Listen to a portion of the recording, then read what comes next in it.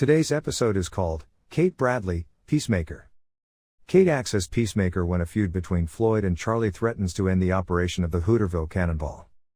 Guest star from Green Acres, Eddie Albert as Oliver Douglas. Original airdate, April 5, 1966.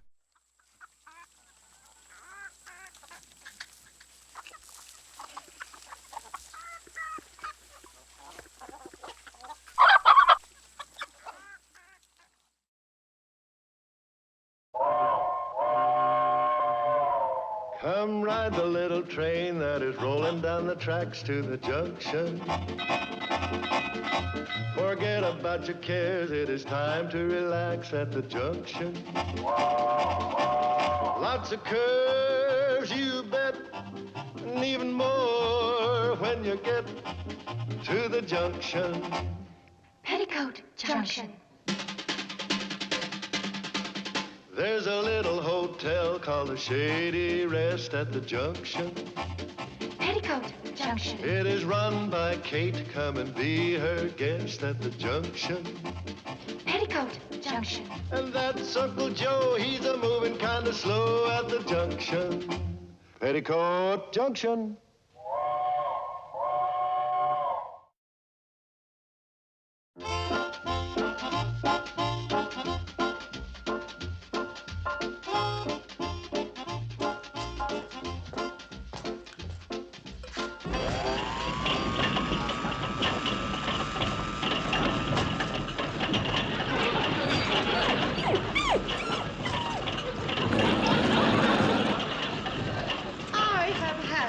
Contraption has got to go.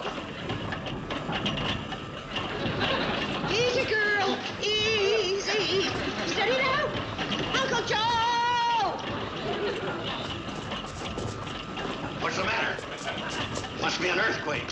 Here's your earthquake. Get it out of here. We've only had it for a couple of days. Let's give it a chance. To wreck the hotel? Already it cracked a set of dishes, shattered a window, and knocked 8 shingles off the roof. You see, it stopped. Boy, what a bargain. It only cost $9. And it's already done $14 worth of damage. I want this monstrosity out of here and get me a cake of ice for the old ice box. If you don't think modern, what do you want an outmoded old ice box for? We can have this fancy deluxe all-electric type refrigerator. It isn't going to work, Uncle Joe. What isn't going to work? Your idea of getting out of work. Who lugs 200 pounds of ice up on the train twice a week? Floyd and Charley.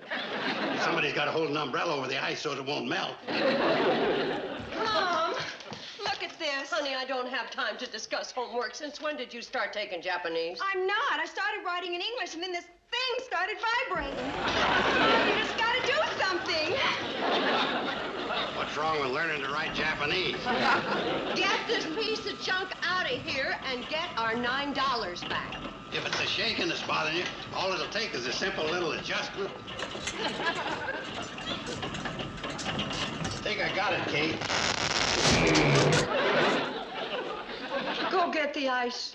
A new fuse, what the... Get the ice. Kate. The ice. Kate. See, I told you. Go get the ice. There. I give you your big chance and you blew it. What do you mean? Oh, you never make an engineer. You only give it 17 squirts. Listen, Charlie, I've been watching you oil a cannonball for 30 years, and you always give it 17 squirts. Then you've been watching wrong. I give it 19 squirts. Give me that oil can.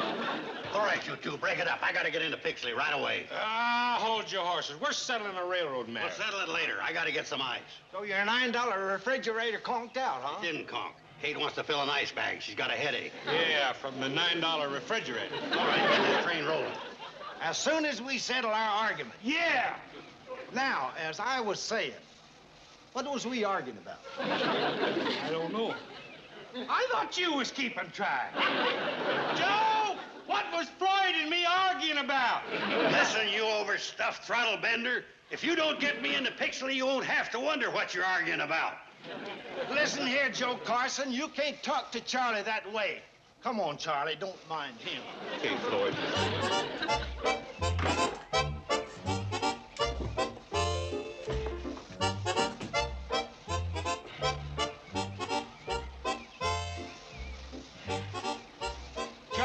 What did you do with my apple? What apple? The one I put right there. I didn't take your old apple. I put an apple there and it's gone. And it couldn't have walked away. Are you calling me a liar? I ain't calling you a liar. Maybe your memory's shot from old age? There's nothing wrong with my memory. You made that same false accusation back on July the 18th, 1953. I did not. Yes, you did. That's the day you accused me of stealing your blueberry pie. It turned up back in the coach with Mrs. Gunnarsson sitting on it.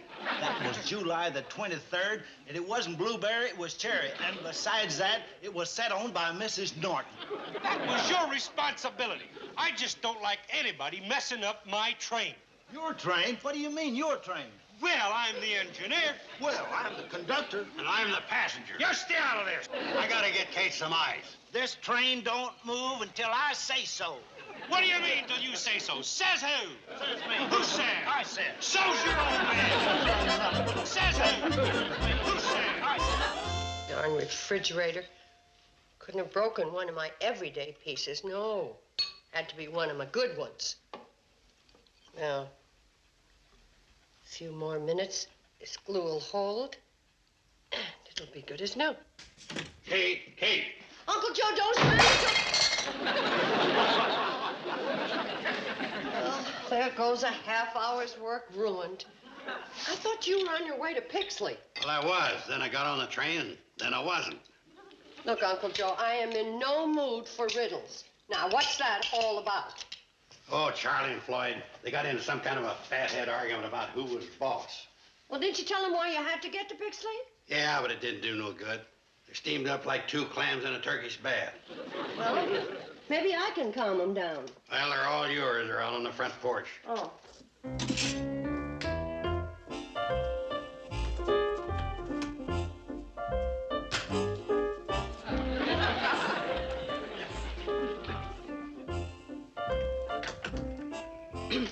Hi, Floyd. Hi, Kate. Hi, Charlie. Hi, Kate. Nice day, isn't it? Must be a lot of people waiting for a ride on the Cannonball. And if Uncle Joe doesn't get to Pixley, my food's gonna spoil. Kate, Yes, Charlie? would you please ask my pig-headed assistants to go rock someplace else? Sure. And you can tell that pot-bellied rhinoceros that this is a free country and I rock wherever I darn please. See? Rock, rock. Yeah, well, I'm rocking right back at you, see? You know, boys, this is ridiculous. Look here, you grew up together, you went to school together, and you've been working together for the past, let's see, 25 years. 30. Charlie, when you were sick, who brought you that nice hot soup? Floyd. And Floyd, when we had that cold spell last winter, who loaned you the money for an overcoat? Charlie. Now, come on. I want you to stop acting like children and get back on that train. Well, You hear? I want you to shake hands and make up.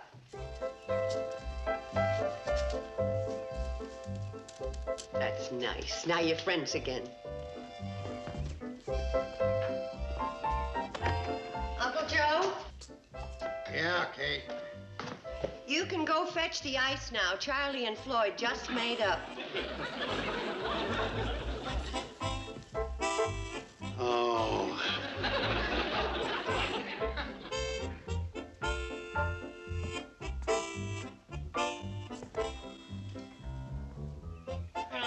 Well, glad to see you 2 clowns made it up. Hey, Floyd, will you come and help me lug the ice up in the train? Charlie says you got more brawn than brain anyway. When did you say that? Yesterday. I ain't making up with nobody that talks behind my back. I ain't been talking behind your back. I didn't know he was such a sore head. Oh, yeah, and I've been putting up with this for 30 years.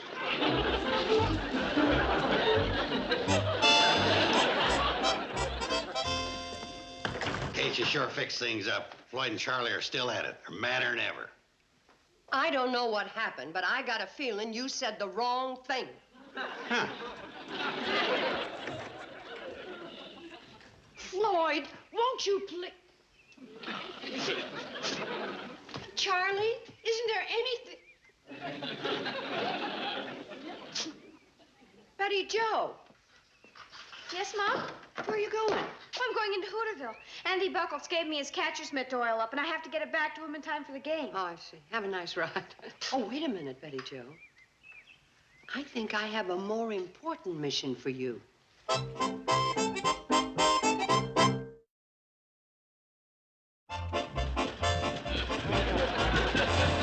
Whatever it is, Betty Jo, it must be important. Oh, it is! The crew of the Cannonball's having a mutiny on the front porch. Well, there must be more. As soon as I catch my breath. You see, Charlie thinks he's the boss of the Cannonball because he's the engineer. And Floyd thinks he's the boss of the Cannonball because he's the conductor. Well, Mom had everything settled, and then Uncle Joe stirred them all up again. You see, he was on his way for ice when the refrigerator conked out. And then... Never mind. I'll find out when I get there.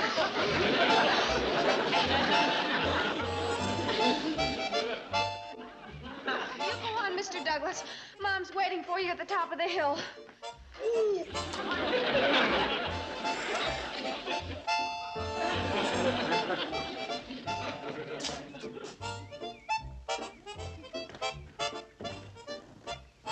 Boys, you know Mr. Douglas. Certainly, Mr. Pratt, Mr. Smoot. Aye. Mr. Douglas is a lawyer. Yeah, we know. And we know why you brought him here, Kate, to settle our argument. But we don't need no outside help. But boys, Kate, you shouldn't have brought him here. We don't need no New York lawyer to tell us what to do. No. I'm sorry, Mr. Douglas. No, wait, gentlemen. I'm not here as a New York liar. I'm here as a member of your community. A new one, perhaps, but one who deeply appreciates the fact that your train is the main artery of Hooterville Valley. Why, without your experienced hands guiding the controls of the Cannonball, the produce of the valley wouldn't get to market. Our children wouldn't get to school. The entire economy of the valley would come to a grinding halt. Gee, never thought of it that way. Well, now, you're both reasonable men. There's a very simple way of solving who's boss, who's management, who's labor. You simply split up the week. Monday, Tuesday, Wednesday, you're the boss.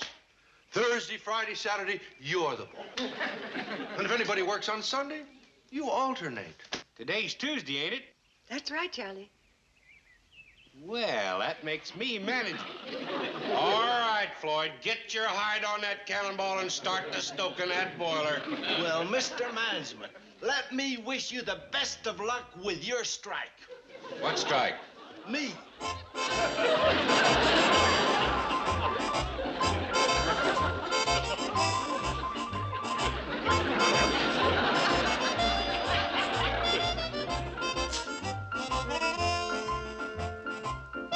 Floyd! What's the idea of the sign?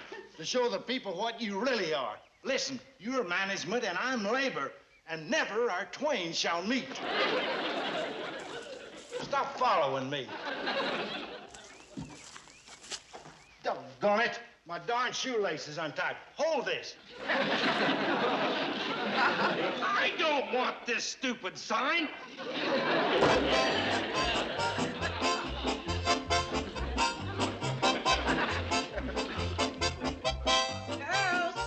Girls, time for school.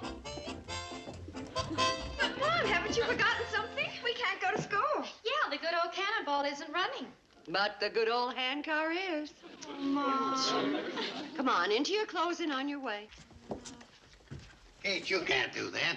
Make those girls pump that handcart 25 miles into school and 25 miles back. You're absolutely right. You can pump the handcar. And while you're in town, would you pick up some ice?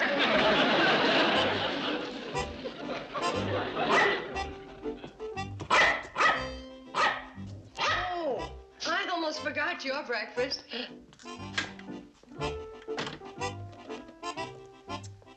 Not only is our food gonna spoil, but you are down to your last biscuit.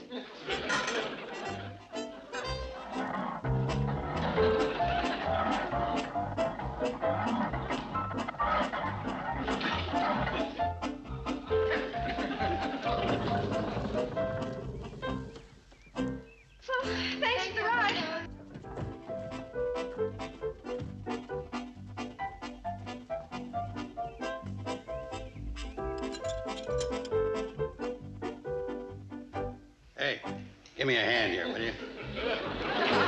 Too puny, huh? Instead of wasting your time chasing cats, you should have studied to be a Saint Bernard.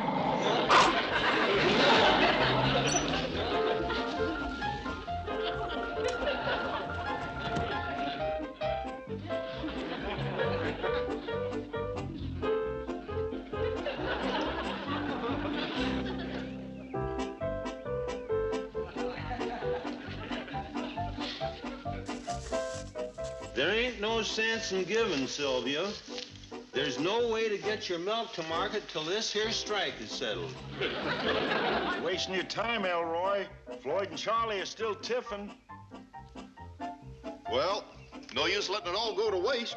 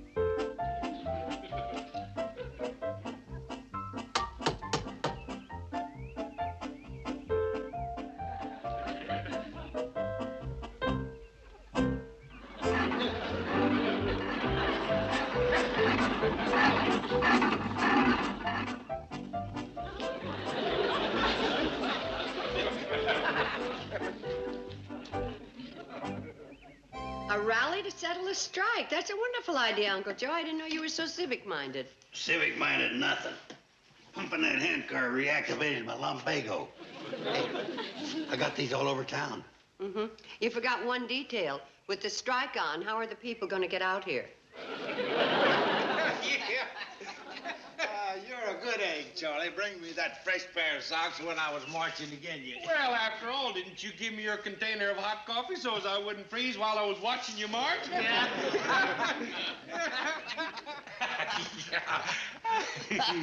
Hi, Kate. Hi, Joe. Hi. How wonderful you boys made up. Yeah. You guys got a lot of nerve making up. Me wasting all this time painting the sign. Read it out loud, Charlie, so I'll know what it says. Giant Stop the Strike Rally. Shady Rest Hotel, 8 o'clock tonight. Put Charlie and Floyd back to work. So you got to him. Got to who? Joe. Everybody knows that the conductor's name comes before the engineer. Boys.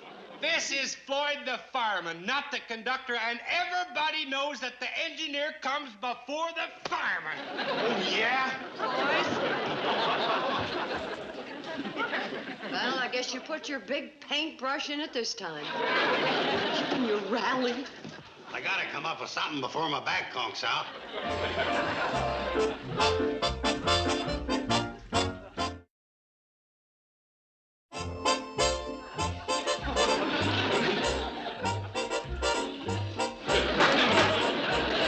This year arbitration is officially open.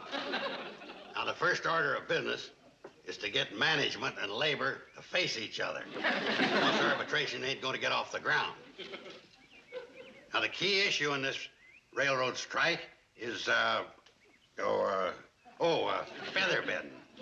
Has anybody got anything to say? I have. What is feather bedding? Yeah, what's feather bedding? Well, you're railroad men. You ought to know what that is. Well, how should I know? We ain't got a Pullman on the Cannonball. Oh, well, that clears that matter. We're really making progress, ain't we? My function is to reconcile the conflicting demands between management and labor. Now, which one of you is management? I am management. Well, which one of you is labor? Him. Him. Hold it. I gotta look up one of them what do you call it? Oh, proceedings for a labor management dispute without labor. Okay, that settles that. Now let's get to the core of the matter. Core? Apple. Did you get it? Just a little joke to relieve the tension. It ain't no joke when a pig-headed engineer is too cheap to buy his own apple and has to steal mine. You got so much fat in your head, nothing gets through to you. I didn't steal your old apple, see? Please, please, boys. You're on progress in progress.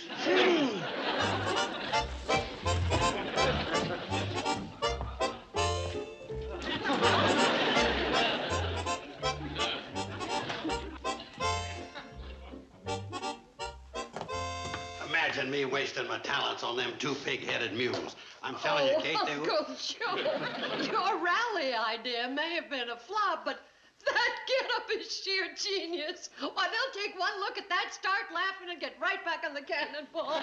This is my arbitrating outfit. They've already seen it. Oh. I'm telling you, Kate, there's just no way to get to them. Uncle Joe, there's a way to get to everybody.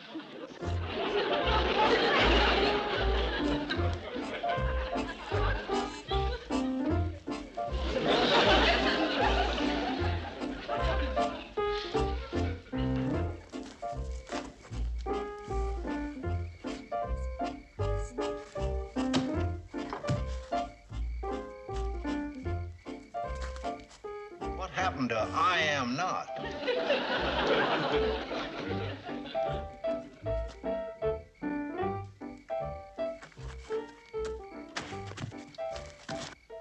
Mighty nice of you to invite me to supper, Kate. Don't mention it. Come on in, Floyd. Supper'll be ready in a few minutes. Well, if he's eating, I ain't eating. Well, if you're not eating, he's not eating. So you might as well go back to your signs. Wait a second, Kate. I don't mind eating if he's eating, because I'm hungry. Good. Sit right there. Lloyd. There. But, Kate... If you're not sitting, you're not eating, and he's not eating. Well, I'm sitting. Then you're eating.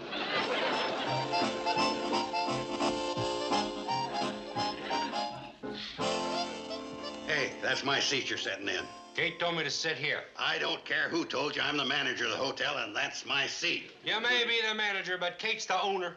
And I'm the conductor. You keep out of it. Yeah, don't tell me to keep out of this. I'll tell you anything I want to. Nice going. Supper will be ready in a few minutes, boys.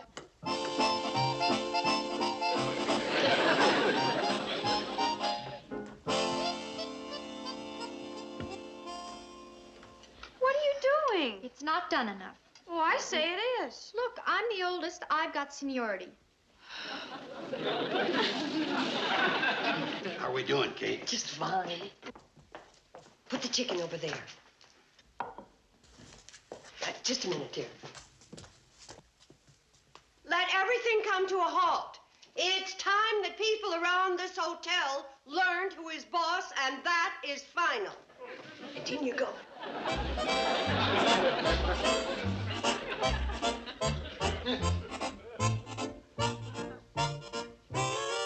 They're too lumpy. No, they're not. I'm the manager around here, no matter what anybody says. Here's your dessert. They haven't had supper. But they're hungry. Then don't give them apple pie, and apple started the whole thing. But they like apple pie. No, they don't. Yes, they do. Don't argue, I'm your mother. It's an age-old battle between management and labor. What does that mean? Means we're sitting, but we ain't eating. Floyd, you reckon they're trying to tell us something? Yeah, that the chicken ain't done and the potatoes are lumpy and we don't like apple pie. No, it's management and labor. It's us. It is? What have we been arguing about? I don't know. Well, what are we arguing for? I don't know. Well, why don't we stop? Kate! Yes? We're friends again. We sure are. Well, fine. Girls, bring in the lumpy potatoes, the underdone chicken, and what's left of the apple pie. Here you are, boys. Now we're sitting and eating. Lots of those. Charlie.